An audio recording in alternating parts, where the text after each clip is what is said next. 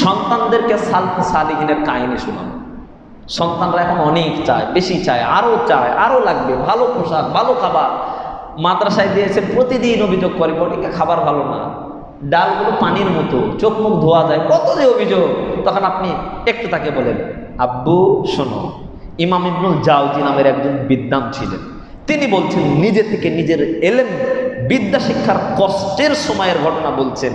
তিনি বলছেন যে আমি বাগদাদে হাদিস শিখতে যেতাম, যাওয়ার সময় আমার মা আমাকে কিছু রুটি বেঁধে দিতেন। এলেম শিখতে শিখতে, হাদিস শিখতে শিখতে যখন খুব ক্ষুধা লাগতো, তখন আমি রুটি বাইর করতাম, দেখি রুটি খুব শক্ত হয়ে গেছে, খাওয়া যায় না, দাঁতে ছিঁড়ে না। তখন আমি রুটিগুলো নিয়ে বাগদাদের নদীর তীরে চলে যেতাম।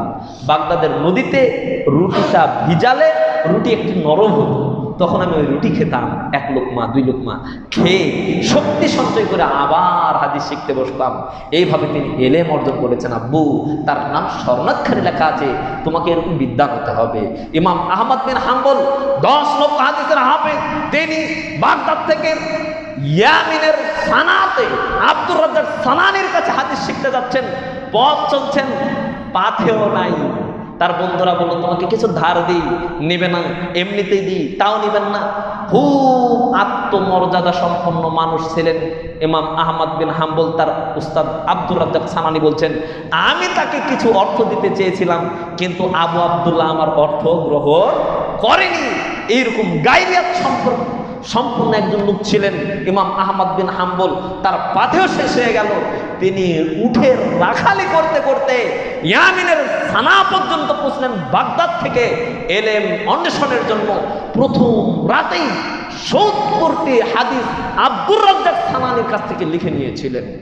এটার নাম আহমদ বিন হাম্বল, যার কারণে তো 10 লক্ষ হাদিসের হাফেজ হওয়ার গৌরব অর্জন করেছেন। আব্বু, তোমাকে এরকম ত্যাগী হতে হবে, তোমাকে গায়রিয়াত সম্পন্ন হতে হবে। কিছু হলেই চাওয়া যাবে না, কিছু হলেই অভিযোগ করা যাবে না, কষ্ট স্বীকার করতে হবে। আপনার সন্তান সমানুষ হবে। শোনো, সোনার চামচ মুখে নিয়ে বড় হতে পারে না। যারাই বড় হয়েছে, বড় থেকে বড়, ইতিহাস ঘেটে দেখেন, তাদের পিছনে অনেক বড় কষ্ট আছে, অনেক বড় ত্যাগ আছে।